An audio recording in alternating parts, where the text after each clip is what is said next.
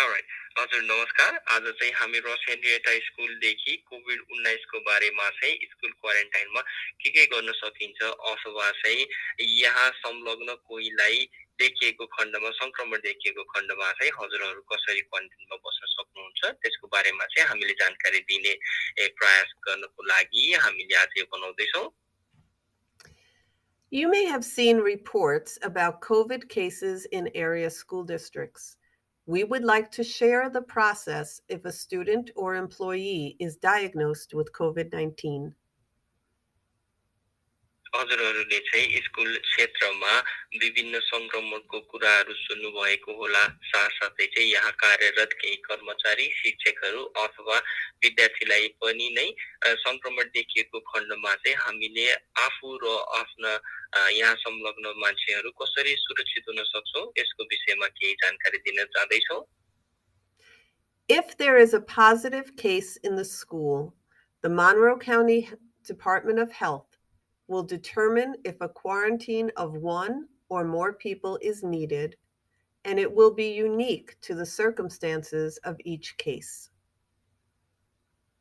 यदि यहाँ कुनै पनि संक्रमण देखिएको खण्डमा चाहिँ Monroe County Department of Health द्वारा चाहिँ मूल्याङ्कन हुनेछ संक्रमणको स्थिति कस्तो छ। साथसाथै चाहिँ संक्रमणको प्रकृति हेरी कसले क्वारेन्टाइन गर्नुपर्ने हुन्छ, कसलाई को एक्लै बस्नुपर्ने हुन्छ त्यसको मूल्याङ्कन चाहिँ प्रत्येक केससँग छुट्टा-छुट्टै अथवा भिन्न-भिन्नै हुनेछ।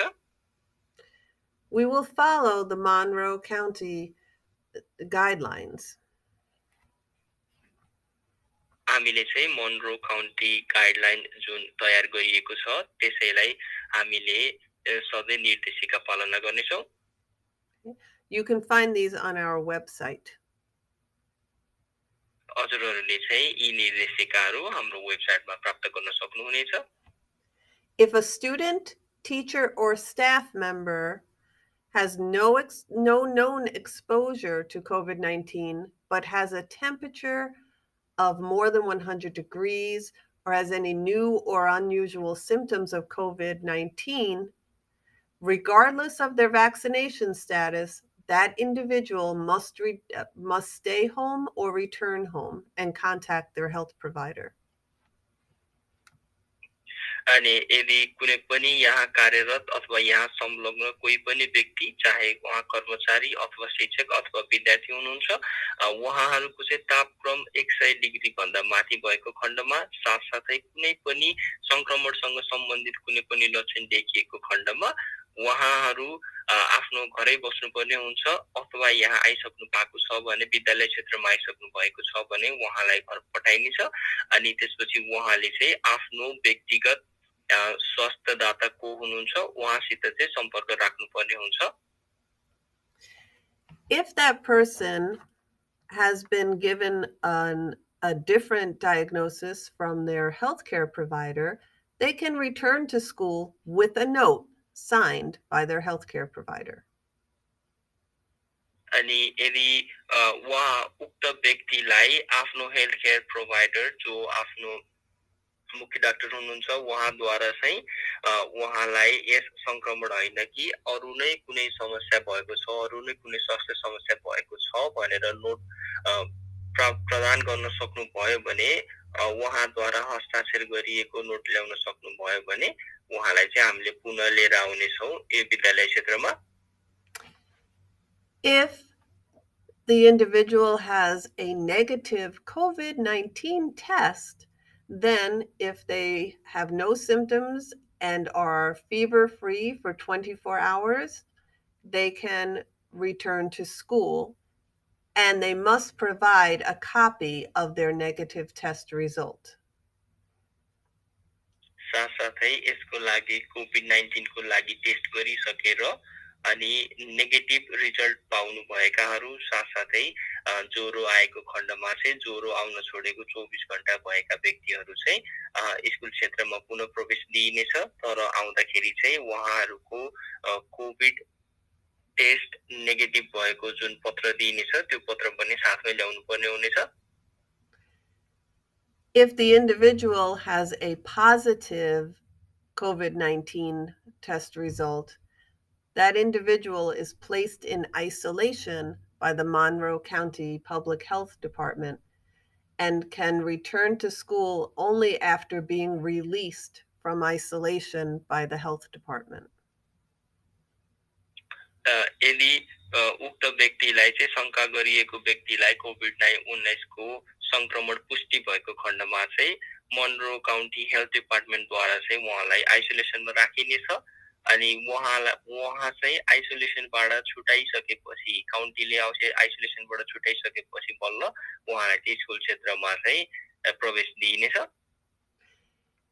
If that individual has no test and no other diagnosis, then they may return to school after at least 10 days have passed since the date of their first symptoms, and their symptoms are improving, and they have no fever, and they are not using something like Advil or Tylenol or some medicine. अनि साथसाथै चाहिँ यदि शङ्का गरिएको व्यक्ति लक्षण देखिएको व्यक्तिले चाहिँ कुनै पनि टेस्ट लिनुहुन्न, साथसाथै आफ्नो डाक्टरद्वारा अरू कुनै समस्या भएको पुष्टि गराउनुहुन्न, उहाँ चाहिँ 10 दिनपछि मात्रै जुन लक्षण देखिएको पहिलो दिनको 10 दिनपछि मात्रै उहाँलाई विद्यालय क्षेत्रमा प्रवेश दिइनेछ. साथसाथै कस्तो स्थितिमा प्रवेश दिइनेछ भने उहाँलाई चाहिँ अब थप अरू कुनै लक्षण देखिएको छैन, साथसाथै विगतको 24 घण्टाभित्रमा चाहिँ कुनै पनि ज्वरो आएको छैन, साथसाथै ज्वरोलाई चाहिँ अरू कुनै औषधि खाएर जस्तै टाइलेनोल औषधि खाएर अथवा ज्वरो दबाउने अरू औषधि खाएर चाहिँ ज्वरो दबाइएको छैन भने त्यस्तो व्यक्तिलाई मात्रै विद्यालय क्षेत्रमा प्रवेश दिइनेछ.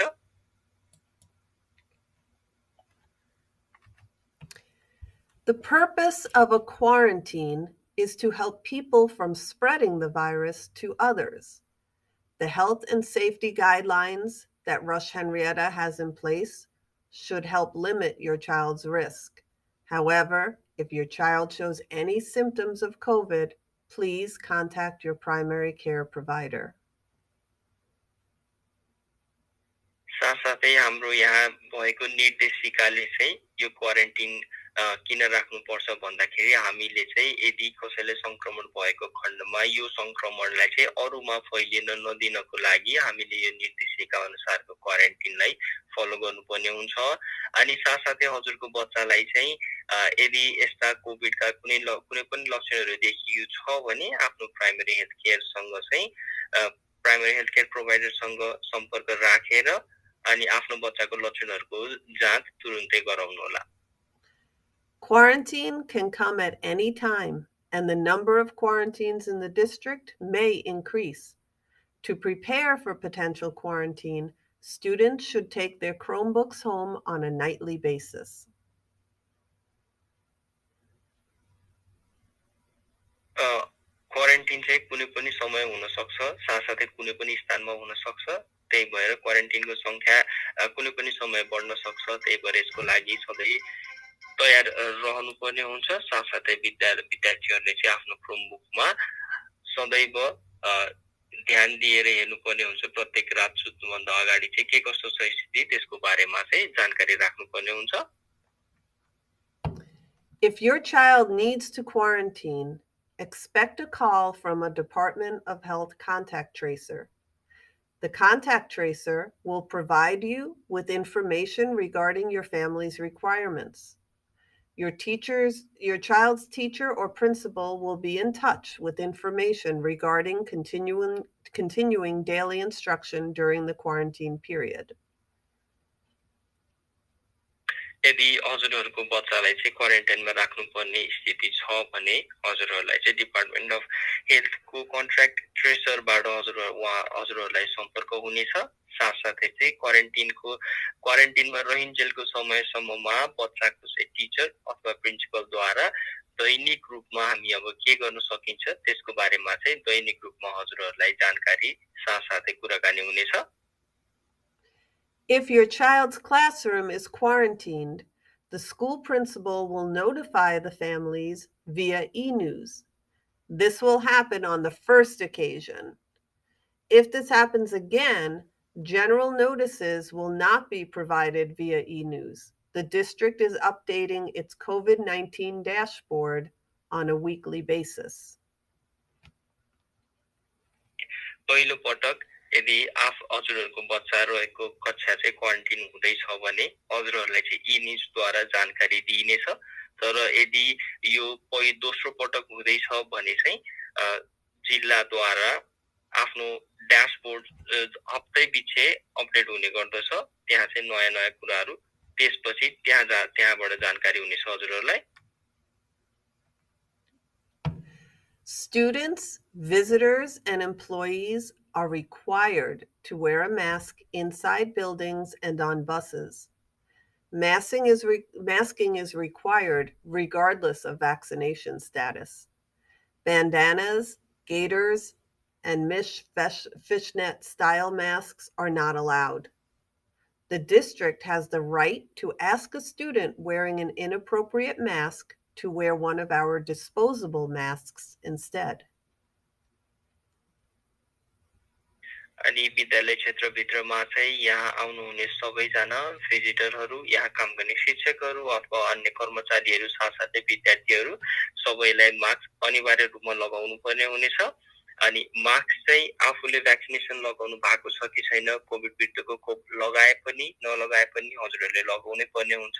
साथसाथै चाहिँ अन्य विविध कुराहरू जस्तै गलबन्दीहरू अथवा फिसनेटहरू अथवा रुमालहरू त्यस्तोले मुख छोपेर मास्कको रूपमा प्रयोग गर्न मिल्ने छैन।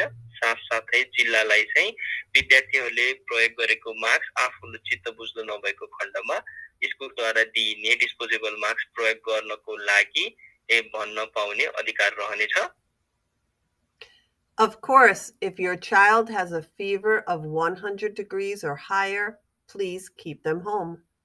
Also, if your child has any new symptoms of COVID, such as a cough, sore throat, or headache, please keep them home. If you have any questions about any of our COVID guidelines, please contact your school nurse teacher.